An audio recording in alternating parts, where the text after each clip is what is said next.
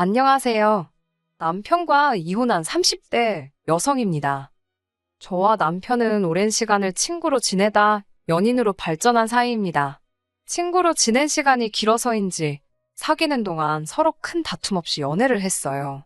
그러다 본격적으로 남녀 사이로 서로를 대한 건 2년 정도이고 이후로 양쪽 집안 어른들의 축복 아래 부부의 연을 맺게 되었네요. 저의 결혼 생활이 생각지도 못한 방향으로 흘러가기 시작한 건 식을 올리고 얼마 지나지 않아서부터입니다. 상견례 때까지도 전혀 그런 기색이 없으셨던 아버님께서 저희가 신혼여행에서 돌아오고 얼마 지나지 않은 후부터 손주 타령을 하시기 시작하셨거든요. 저와 남편은 원래 한 1년 정도는 신혼을 즐기다 아이를 가지려고 했어요. 하지만 아버님의 오랜 친구분이 사고로 세상을 떠나시면서 뭔가 마음이 바빠지셨던 모양입니다. 그 친구분처럼 당신도 하루아침에 죽기라도 하면 어쩔 거냐고 말도 안 되는 억지를 쓰기 시작하셨지요. 결국 아버님의 성화에 못 이겨 저희는 신혼 없이 바로 아이를 갖기로 했네요. 하지만 6개월이 넘는 시간 동안 아무리 노력을 해도 임신이 되질 않았습니다. 설마 했는데 시부모님께서는 제 몸 어디가 이상해서 그런 거 아니냐는 식으로 몰고 가시더군요. 시부모님의 말도 안 되는 말씀과 억울한 마음에 결국 저는 저대로 남편은 남편대로 병원에서 검사를 받게 되었습니다. 결과는 충격적이었습니다. 병원에서 말하기를 저는 선천적으로 자궁이 약하고 남편 역시 정자형성에 문제가 있다고 하더라고요. 저도 저지만 남편은 크게 충격을 받은 눈치였지요. 특히 시부모님께선 말도 안 되는 일이라며 병원이 돌팔이인 게 분명하다고 저더러 다시 검사를 받아보라 하셨습니다. 무조건 원인을 저에게서 찾으려는 시부모님과 그때 큰 소리를 내며 싸웠습니다. 시집 온 지 1년도 안 된 며느리가 시부모님한테 대들었다고 그걸로 또 얼마나 욕을 먹었는지 몰라요. 남편은 이러지도 저러지도 못했고 아무튼 그 이후로 시부모님께선 제가 하는 모든 일들을 마음에 들어하지 않으셨지요. 그러다 올해 초부터 본격적으로 시댁과 갈등이 시작되었습니다.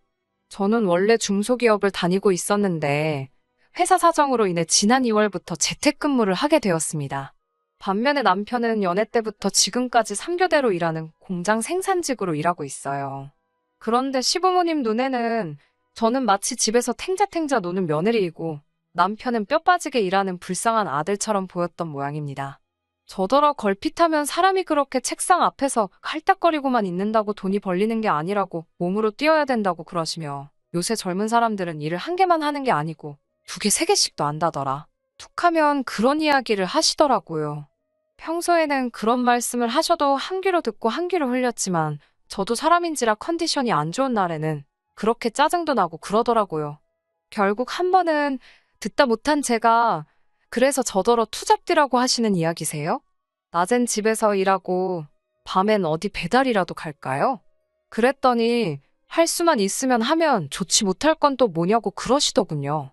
제가 곱게 커서 몰라서 그렇지 그렇게 사는 사람이 얼마나 많은지 아냐면서요.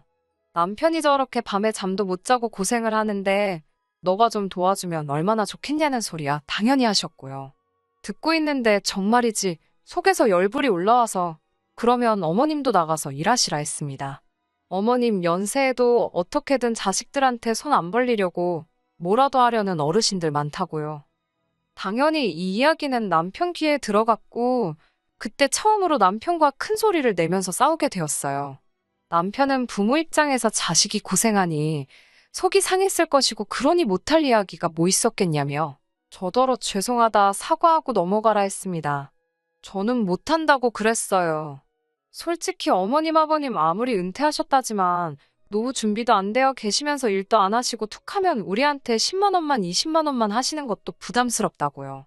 게다가 당신 누나는 일하냐 물었습니다. 신혼의 집은 아예 외벌이에요. 식품회사 영업직원으로 뛰는 신우 남편이 한 달에 200 좀 넘게 벌어온다는데 신우는 그것만 보고 살거든요. 솔직히 신우네가 외벌이건 말건 제가 상관할 바는 아니지요. 그렇지만 어머님이 툭하면 저더러 나가서 돈 더 벌어라 어쩌라 하시니 자연스레 신우네랑 저랑 비교를 안 할 수가 없더라고요. 당신 딸한테는 절대로 그런 말씀 안 하시면서 이런 마음들이 저도 모르게 쌓여서 어머님께 그런 소리가 나갔던 것 같네요. 이후로 시어머니와 저희 관계는 전보다 더 대면대면해졌습니다. 그래도 나름대로 며느리 도리를 한답시고 연락드리고 생활비 보태드리고 솔직한 말로 책 잡히지 않을 정도는 했다고 생각해요. 물론 어머님 아버님께는 한없이 부족하게 느껴졌겠지만요. 그러던 와중에 신우로부터 소식이 들려왔습니다. 신우가 임신을 했다고 그러더군요. 신우와의 사이는 좋지도 나쁘지도 않았고 평소에 따로 연락을 주고받는 사이도 아니었어요. 그래도 전화를 걸어 축하한다 인사를 전했고 맛있는 거라도 사 먹으라고 통장으로 30만 원 보내주었습니다. 다른 올케들은 어떻게 하는지 모르겠지만 제 딴에는 그래도 굳이 임신한 신우 만나서 인사치레하는 것보단 낫겠다 싶어서 그렇게 한 거예요. 이후로 몇 달의 시간이 흘러 어머님의 생신이기도 해서 온 가족이 모이게 되었습니다. 신우가 출산을 앞두고 있었기 때문에 대화의 주제는 자연스럽게 산후조리로 이어졌어요. 어차피 출근하는 사람도 아니니 별 걱정은 없겠다 싶어서 가만히 듣고만 있었습니다. 신우는 도우미를 쓰네 어쩌네 그러고 있는데 슬쩍 신우 남편 표정을 보니까 좋지가 않더라고요. 형편이 뻔한데 도우미를 쓴다고 해서 저러나 싶었지만 제가 나설 자리도 아니고 그냥 적당히 어머님과 신우가 하는 말에 기계적으로 호응만 하고 있지요. 그때 신우가 저를 보더니 올케가 도와주면 되겠다고 그러더군요. 아무 생각 없이 이야기를 흘려듣던 저는 신우의 그 말에 깜짝 놀라 지금 무슨 이야기를 하는 거냐 되물었습니다. 그러자 어머님께선 넌 이렇게 중요한 이야기를 하고 있는데 정신머리를 어디다 두고 있는 거냐며 또 한 번 싫은 소리를 하시더라고요. 저는 신우에게 어디 복직을 해야 하는 것도 아닌데 왜 남한테 아이를 맡기려고 하냐고 물었습니다. 그러자 신우는 살도 빼야 하고 라며 말끝을 흐리더니 이거저거 따지지 말고 저더러 그냥 봐달랍니다. 더 어이가 없는 건 그 상황에서 열을 내는 사람이 저밖에 없더라는 거예요. 시부모님이야 그렇다 쳐도 신우 남편하고 저희 남편까지 전부 다 침착하게 조용히 저와 신우의 이야기를 듣고만 있더라니까요. 짜증이 난 제가 형님이 살을 빼던 춤을 추던 제 알바는 아닌 것 같고 굳이 아이를 맡기셔야겠으면 어머님도 계시고 아니면 시댁도 있지 않냐고 따졌습니다. 그러자 어머님께선 손사래를 치시며 남들 놀러 다니느라 바쁜데 당신만 애하고 신랑이 하기 싫답니다. 상황 돌아가는 꼬락서니를 보니 가만히 있어봤자 덤튀기나 쓰지 싶어서 못 들은 걸로 하겠다고 먼저 가겠다고 자리에서 일어났어요. 그렇게 시댁을 뛰쳐나오니 남편도 곧이어 제 뒤를 따라 나왔습니다. 그래도 남편이랍시고 따라 나왔구나 싶어서 다행이다 싶은 순간 저더러 그렇다고 그냥 그렇게 나오면 어쩌냐고 짜증을 내더라고요. 이 인간도 한통속이구나 생각하니까 서글프더라고요. 나더러 그러면 어쩌라고 까라면 까야 되는 거냐고 저도 있는 대로 성질을 부렸어요. 남편은 무조건 싫다고만 하지 말고 이야기를 좀 해보잡니다. 이야기나마나 오는 내내 앵무새처럼 신우 입장도 생각해보라는 남편과 대판 싸웠어요. 오죽하면 택시 기사 아저씨가 두 사람 다 그만 좀 하라고 시끄럽다고 하시고 남편은 또 아저씨가 뭔데 남의 일에 간섭이냐 그래서 싸움 날 뻔하고 1시간도 안 되는 거리를 무슨 정신으로 왔는지 모르겠어요. 이후로 대략 보름 동안 남편하고는 정말 필요한 말만 한두 마디 주고 받았을 뿐 대화를 할 게 없었습니다. 신기하게도 말을 안 하고 사니까 편하더라고요. 그런 와중에 어머님께서 저희 결혼 생활에 아주 기름을 가져다 들이부으셨어요. 덕분이라고 해야 할지 남편하고도 그래서 이혼을 하게 되었고요. 신우의 출산 예정일을 일주일쯤 앞두고 어머님의 호출로 다시 시댁에 가게 되었습니다. 지난번 일도 있고 해서 내키지는 않았지만 시부모님 말만 따라 그 집안의 하나뿐인 며느리였던지라 안 간다 소리를 할 수가 없었어요. 도착하자 신우가 언제부터 그랬다고 반가운 척을 하며 아는 체를 해왔습니다. 그렇게 온 식구가 무슨 작전이라도 짰는지 평소와는 달리 저에게 어찌나 사근사근하고 다정하던지 소름이 다 끼치더라고요. 그리고 아니나 다를까 음흉한 속내를 오래 숨기고 있지는 못하더라고요. 온 가족이 모이자 신우는 다시 산후조리에 대한 이야기를 꺼냈고 가족들은 다 같이 짝이라도 한 듯 신우가 저에게 조를 수 있도록 소위 판을 깔아주는 분위기였지요. 신우는 다시 저에게 자기가 출산하고 나면 산후조리를 도맡아 달라 했고 저는 도저히 이해가 안 돼서 혹시 돈 때문에 이러냐 물었습니다. 산후조리원 갈 돈이 없어서 이러는 거냐고요. 그러자 신우가 그런 것도 없잖아 있다며. 아무리 그래도 그렇지. 애도 안 낳아본 나한테 뭘 믿고 산후조리를 부탁하냐고. 그리고 신우도 시댁이 있고 여기 시어머니, 그러니까 신우한테는 친정어머니시지요. 어머님도 계신데 왜 하필 나냐고 따져 물었습니다.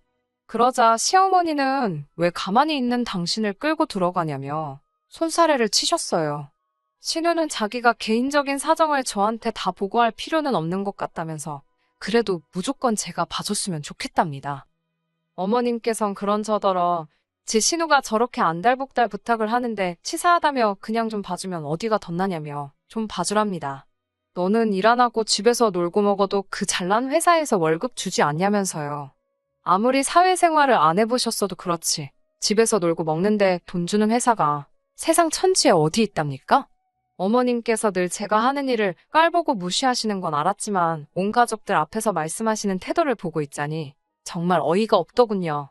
그래서 제가 신우한테 세상에 공짜가 어디 있냐고 돈을 달라고 했습니다. 돈이 없어서 저한테 부탁하는 건데 돈을 달라는 게 말이 되냐고 남편이 달린 입이라고 옆에서 한마디 보태더라고요. 그래서 돈이 없으면 산후조리를 못하는 거지 남한테 엉겨붙는 게 아니라고 쏴붙여버렸습니다. 그러자 신우가 한다는 말이 나라에서 나오는 양육수당인가 뭐 그런 게 있는데 그거 전부 다 저에게 주겠답니다. 제가 알기로 그게 20만 원인가 그랬거든요. 어이가 없어서 이어지는 신우의 말은 더 가관이었습니다. 그걸로 애기 분유값 하고 그러면 좀 남지 않겠냐고 그래요. 저더러 커피값이라도 하라나요.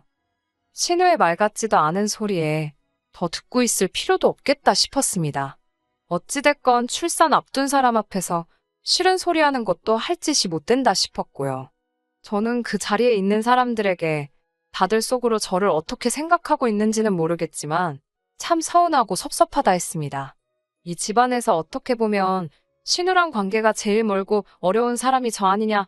그런데 저를 얼마나 만만하게 보셨으면 이런 말도 안 되는 부탁을 온 가족이 나서서 하는 건지 이해가 안 된다. 전 죽어도 못 해준다. 안 한다고요. 그리고는 정말 뒤도 안 돌아보고 집을 나왔습니다. 지난번과 달리 남편은 따라 나오지도 않더라고요. 돌이켜 생각해보면 그토록 결혼 생활에 회의감을 느꼈던 적이 없었던 것 같아요. 제 편이라곤 하나도 없구나 싶었으니까요.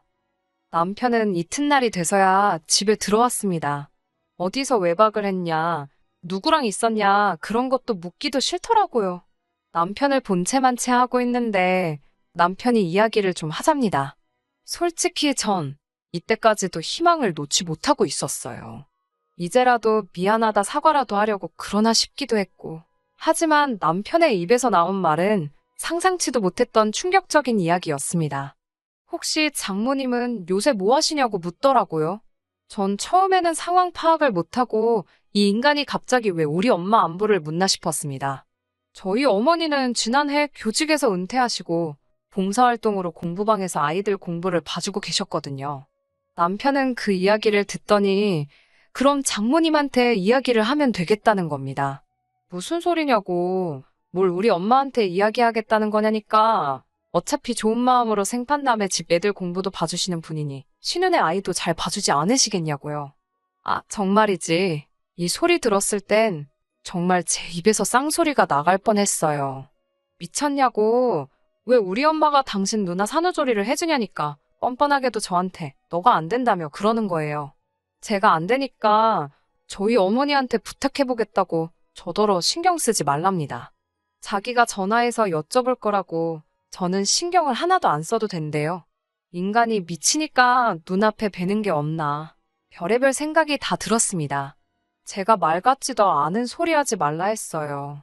장모님 알기를 얼마나 우습게 알면 곧따위 사고방식을 가질 수가 있는 거냐고 가만 안 두겠다고 했습니다. 남편이 한다는 말이 반대의 상황이었으면 자기 어머니도 저희 집을 도와주셨을 거라나요? 저는 남편에게 당신 말 한 번 잘했다고 그럼 그 마음씨로 당신 딸 직접 산후조리 해주시면 되는 거 아니냐고 못하러 일을 이렇게 복잡하게 만드냐고 따졌어요. 남편과 끝이 안 보이는 말싸움에 저는 조금씩 지칠 대로 지쳐가고 있었고 남편뿐만 아니라 시댁 식구들 누구도 이성적으로 말이 통하지 않는다는 걸 느꼈기에 전 남편에게 그만하라 했습니다. 그렇게 신우산후조리가 걱정이면 당신이 회사 때려치고 가서 해주라고 그러면 되겠다니까. 누나 산후조리를 어떻게 남동생이 하냐고 저더러 억지 쓰지 말랍니다. 저는 못한다, 안 한다 산후조리를 해줄 바엔 차라리 당신과 갈라서는 게 낫겠다고 소리쳤고 남편은 무슨 건수라도 잡았다는 듯이 지금 큰 실수한 거랍니다. 가족끼리 좀 돕고 살자는 건데 그래야 가족끼리 정도 쌓이고 그러는데 넌 시집 올 때부터 그런 식이었다면서 이래서 가족들이 다 네 눈치를 보는 거 아니냐입니다. 황당하고 어이가 없었지요. 무리하고 말도 안 되는 요구에 옳은 소리하고 제 의견을 내비치는 게 시댁 식구를 불편하게 하는 일이라고는 생각도 안 했고 설령 그렇다고 하더라도 그게 제 잘못은 아니잖아요. 끝까지 자기네 식구들 이상한 건 인정 안 하고 저만 이상한 사람으로 몰아가는데 이 꼴이 난 제가 알겠다고 내가 이상한 여잔가 보다고 그러니까 갈라서자 했습니다. 이후로 저희 이야기를 전해 들으신 어머님께서 이때다 싶으셨는지 남편과 합세하여 마치 저를 유책 사유자처럼 몰아가더군요. 아이도 못 갖는 주제에 건강 상태를 속이고 시집을 왔다는 둥, 일도 안 하면서 살림도 똑바로 못한다. 이런 모함을 하셨습니다. 하지만 통할 리가 없었지요. 남편 정자에 문제가 있다는 의사의 소견서부터 제가 회사에 재직하고 있다는 서류까지 어머님의 억지를 반박할 증거가 저에겐 다 있었으니까요. 결국 저는 남편과 이혼을 했고 결혼 생활을 함께 한 기간에 비해 많이는 아니지만 위자료도 받아낼 수 있었습니다. 어머님에게 처음으로 감사한 순간이었어요. 어머님만 아니었으면 합의 이혼으로 깔끔하게 갈라서려던 생각이었는데 생각지도 못한 위자료까지 받아낼 수 있었으니까요.